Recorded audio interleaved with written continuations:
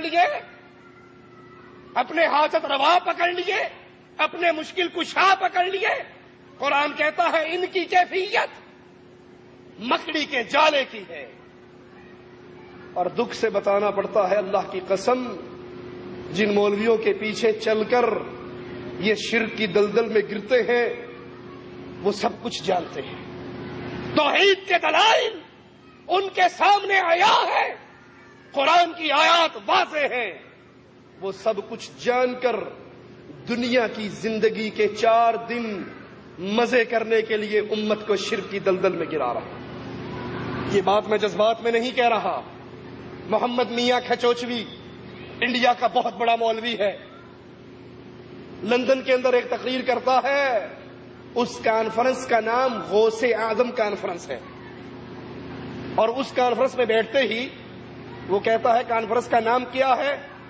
تو وہ جواب میں کہتے ہیں کہ جناب اس کانفرنس کا نام ہے غوث اعظم کانفرنس۔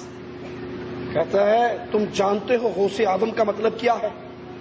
غوث کا مطلب آسان میں یہ کروں، یہ میں اس کے الفاظ دہرا رہا ہوں، آسان مطلب فریاد رس ہے، غوث فریاد رس، غوث اعظم سب سے بڑا فریاد رس کا۔ سب سے بڑا فریاد رس کون ہے؟ اللہ۔ جب سب سے بڑا فریاد رس اللہ ہے تو تمہیں کس نے حق دے دیا کہ تم ایک آدمی کو غوث اعظم کہو؟ ما لکم من دون اللہ من ولی ولا نصیر، اللہ کے علاوہ کوئی مددگار نہیں ہے۔ اس آیت سے ثابت ہوا اللہ کے علاوہ کوئی غوث اعظم نہیں ہے۔ اب تم نے غیر اللہ کو غوث اعظم کہا، تم شرک میں چلے گئے، تم مشرک ہو گئے۔ جو اللہ کے علاوہ کسی کو غوث اعظم کہے وہ مشرک۔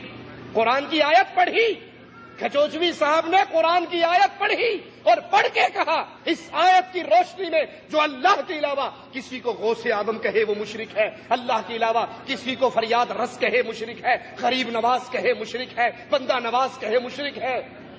وہ پورا مجمع بریلویوں کا حیران ہونے لگ گیا کہ یہ ہمارا مولوی اس لائن پہ کیسے چل پڑا۔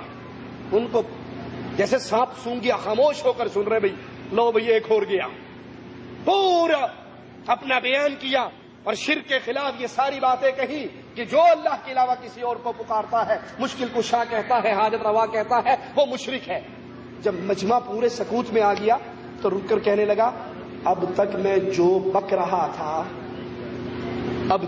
جو بک رہا تھا وہ اس آیت کی جاہلانہ تفسیر تھی۔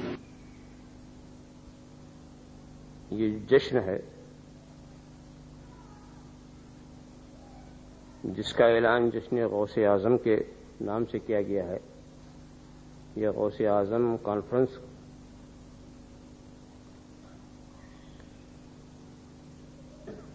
پتہ نہیں اعلان کرنے والوں نے سمجھ کے اعلان کیا یا بے سمجھے کر دیا۔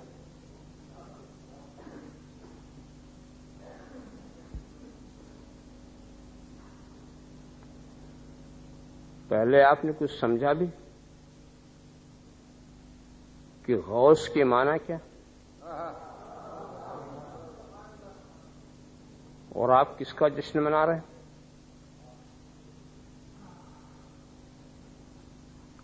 بہت ہی سامنے کا ترجمہ عرض کروں جو سب کی سمجھ میں آئے، فریاد رس۔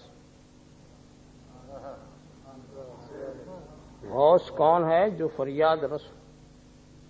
غوث اعظم کون ہے؟ جو سب سے بڑا فریاد رس۔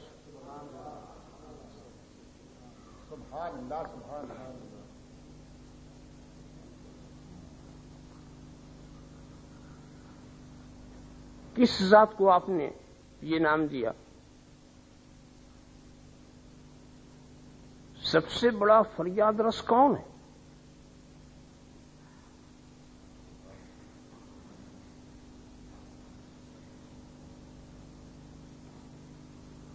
یہ عنوان سوچتے وقت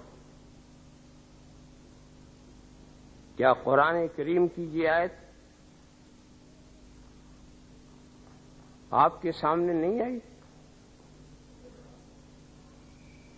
وَمَا لَكُم مِّن دُونِ اللَّهِ مِن وَلِيٍّ وَلَا نَصِيرٍ، تمہارے لیے اللہ کے سوا نہ کوئی مددگار ہے نہ کوئی ولی۔ یہ محکم ہے، اس میں کوئی اشتباہ نہیں۔ تو جب خدا کے سوا کوئی ولی ہے ہی نہیں، کوئی فریاد رس ہے ہی نہیں، کوئی مددگار ہے ہی نہیں، تمہیں کیا حق پہنچتا ہے کہ تم خدا کے سوا کسی کو مددگار قرار دو، کسی کو ولی قرار دو، کسی کو اپنا ولی بناؤ؟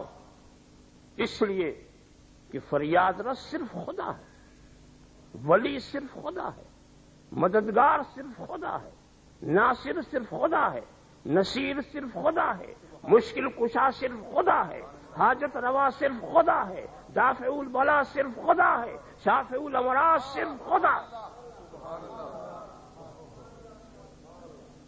جب صرف خدا ہے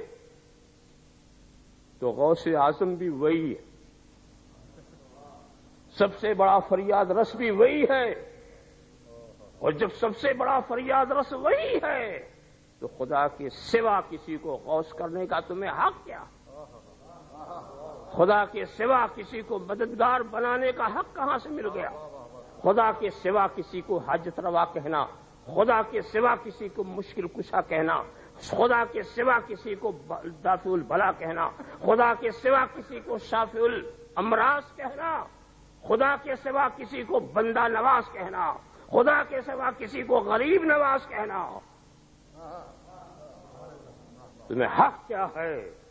جب صاف آیت کہہ رہی ہے ما لکم من دون اللہ من ولی ولا نصیر، کوئی نہیں ہے اللہ کے سوا تمہارا کوئی مددگار، تمہارا کوئی ولی، کوئی دوست، کوئی نصیر، کوئی ناصر، کوئی حاجت روا نہیں۔ اب اگر تم نے کسی کو خدا کے سوا حاجت روا بنایا تم مشرک ہو گئے، اب تم نے اگر کسی کو خدا کے سوا مشکل کشا کسی کو کہا تو تم مشرک ہو گئے، اب اگر تم نے کسی کو خدا کے سوا غوث یا غوث اعظم کہا تم مشرک ہو گئے، اب اگر تم نے کسی کو خدا کے سوا ولی دوست قرار دیا تم مشرک ہو گئے، اگر تم نے مالک و ناصر قرار دیا تم مشرک ہو گئے۔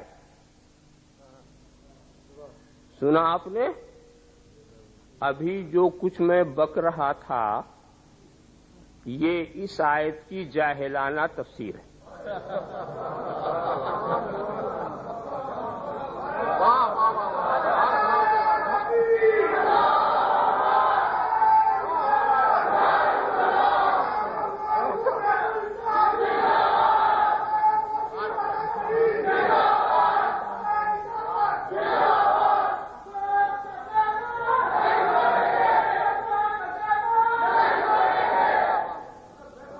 لا حول ولا قوت الا باللہ۔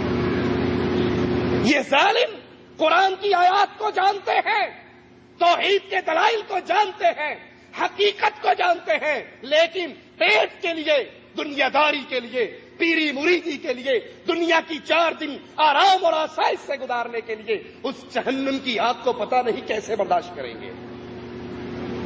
ان کی کیفیت، ان کی مثال اللہ کہتا ہے مکڑی کی طرح ہے۔ اتخذت بیٹھا، مکڑی بھی تو گھر بناتی ہے،